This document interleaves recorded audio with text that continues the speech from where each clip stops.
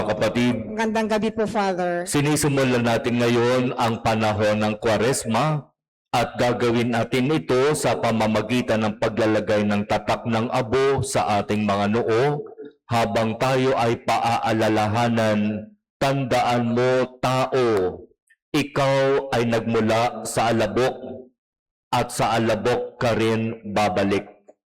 Lahat ng mga pinakaiingat-ingatan mo, lahat ng mga pinakamamahal mo at itinuturing mong importante sa buhay mo ngayon, iiwan mo lahat yan. Hubad kang dumating sa mundong ito, hubad ka ring babalik sa Diyos. At umaasa tayo na talagang sa Diyos nga tayo babalik, sapagkat may mga pagkakataon hindi nakakabalik sa Diyos dahil sa mga nagawang mabigat, mortal at seryosong kasalanan. Kaya ang panahon ng Kwaresma ay panahon ng pag-anyaya upang tayo ay muling magbalik loob sa Diyos, magsisi at magsikap magbago ng buhay. Yan yung ipapaalaala sa atin sa pagpapalagay natin ng abo. Ang Kwaresma ay 40 araw na paghahanda. Maraming mga gawain ang simbahan para matulungan tayo na maihanda ang ating mga sarili. Iba't ibang mga gawain katulad ng Estasyon ng Cruz, Bisita Iglesia, Kumpisalan, Prosesyon at marami pang iba. Pero huwag nating hayaan, katulad ng sinasabi sa Ebanghelyo, na ang mga gawain na yan ay maging palabas lamang, pakitang tao lamang, paimbabaw lang. Huwag nating hayaan na ang mga gagawin nating mga programa ngayong panahon ng Kwaresma ay hindi makatulong sa atin upang tayo ay makapagnais na magsisi, magbalik loob at magbagong buhay. 3 disiplina ang hinihingi ngayon sa atin sa panahong ito ng Kwaresma. Disiplina upang turuan ang ating sarili, ang ating katawan, na maituon ang ating buong pansin sa Diyos at mabago ang direksyon na ating nilalakbay. Ang unang disiplina ayon sa Ebanghelyo ay paglilimos, pagbibigay tulong, pagmamalasakit.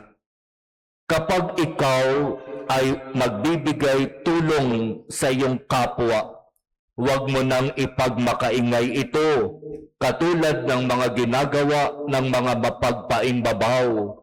Gusto nila kapag sila ay tumutulong, nakikita ng marami, napapublish, nabobroadcast, nababalita, si ganitong tao, napakamatulungin yan. Katapos-tapusan, tatakbo pala sa eleksyon. Ginagamit ang pagtulong sa kapwa sa kanyang hidden agenda na tumakbo sa eleksyon. Kaya kapag nanalo, babawiin ang mga ginastos. Mapagpaimbabaw. Huwag tayong tumulad sa mga taong matulungin sa paningin ng marami, pero ang puso naman pala'y punong-puno ng kabulukan at kasamaan. Ang ikalawang disiplina ng Kwaresma ay pananalangin. Aanyayahan tayo ng panahon ng Kwaresma na higit na maglaan ng oras sa pagdarasal. Seryoso at tahimik na pagdarasal. At katulad ng sinasabi sa Ebanghelyo, kapag ikaw ay mananalangin sa iyong Ama, pumunta ka sa iyong silid, isara mo ang bintana, ang pinto, at huwag mong hayaan na makita ka ng iba. Hayaan mo na ang Ama sa langit ang sa lamang makaalam ng mabuting ginagawa mo sa iyong pananalangin, at gagantihin ka ng Ama na nakakakita sa kabutihang ginagawa mo para sa Kanya. At ikatlong disiplina, ang pag-aayuno. At ganoon din, sinasabi sa Ebanghelyo, kapag ikaw ay mag-aayuno, huwag kang magmukhang malungkot, huwag mong gawing para napakahagard ang iyong itsura, na para bang pinagtakpan ka ng langit at lupa, na para bang ang dami-dami mong problema. Ang sabi ng Ebanghelyo, kapag mag-aayuno ka, ayusin mo ang sarili mo. Huwag mong ipahalata na ikaw ay nag-aayuno. At sa pamamagitan ng pag-aayuno na ito, ikaw ay gagantimpalaan ng Ama. Ito mga kapatid, ang mga disiplina ng Kwaresma na hinihingi sa atin ngayong panahon ng Kwaresma. Paglilimos, pananalangin, pag-aayuno. Maraming pamamaraan ng paglilimos. Iba't iba ang pamamaraan ng pagtulong sa kapwa. Alam natin yon. Pero dito sa ating simbahan, sa ating Diocese of Antipolo, ipinamigay yung mga envelope na may nakalagay fast to feed. Mag-aayuno ako para makakain ang mga kapatid na nagugutom. Ipinamigay yung mga envelopes na yan upang tayo ay magbigay ng tulong para sa mga kapatid na nagugutom. Iyan ay iipunin ng simbahan, ipapadala sa diocese at ipapadala ng diocese sa CBCP na siyang magbibigay ng iba't ibang programa sa mga kapatid na nangangailangan ng tulong, lalo na silang mga nagugutom. At ikalawa, dito sa ating parokya, naglabas tayo ng mga tinatawag nating 40 Days of Lent plastic bottle. Hindi ko alam kung kayo po ay mayroon na nito, pero yung ating mga MUC ay nagpapamigay nitong mga plastic bottle na ito. Hindi ito fundraising, hindi ito palakihan ng maibibigay, hindi ito lalagyan ng 25 centavo coins, hindi ito lalagyan ng sobrang barya kapag namalengke ka, doon mo ilalagay, after 1 week, dadalhin mo na sa office. Hindi po ito ganoon. 40 days of sacrifice converted into cash. Ibig sabihin ngayon, day 1. Ano yung mga sakripisyo na ginawa mo na pwede mong i-convert sa cash? Diba, day of fasting and abstinence ngayon? Kung ikaw ay nakapagtipid sa araw na ito, yung natipid mo, iuhulog mo doon sa plastic bottle, day 1. Day 2, bukas, ano yung mga sakripisyo na gusto mong gawin para meron kang maihulog sa iyong plastic bottle? Day 3, 4, 5, and so on, hanggang makarating tayo sa 40 days, Holy Wednesday. At iaalay ang plastic bottle na yan sa misa natin ng Holy Wednesday. At yung mga makukuha nating pondo para dyan ay gagamitin natin sa ating outreach program, sa ating mga SODEM services, medical, dental services at iba pa.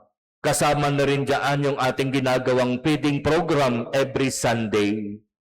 Kaya iyan ay ilan lamang sa mga pamamaraan kung papaano tayo makakatulong sa ating kapwa sa usaping paglilimos.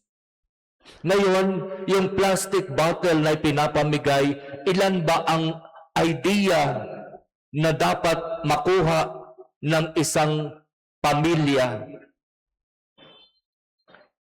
Sasabihin ng iba, ay, sa amin isa lang. Pero hindi po yun ang objective ng plastic bottle. Kung kayo ay 5 sa bahay, ang plastic bottle na dapat hihingin nyo ay 5. Kasi ang sacrifice ay individual. Kaya napakaganda rin na maturuan yung mga bata na meron din silang sariling plastic bottle. Natuturuan sila ng mga bagulang na mag-sacrifice. O anak, ano ang sacrifice mo today? Ay mami, hindi po ako nakabili ng ice cream. Yung pambili ng ice cream, iuhulog ko na lang sa plastic bottle. Diba?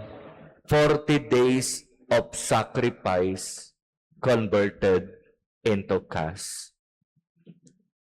Pamamaraan upang madisiplina ang sarili. Sinasabi sa aklat ni Santiago, sa sulat ni Santiago, na kapag tayo ay mananalangin, dapat samahan natin ng sakripisyo para maging epektibo ang ating pananalangin.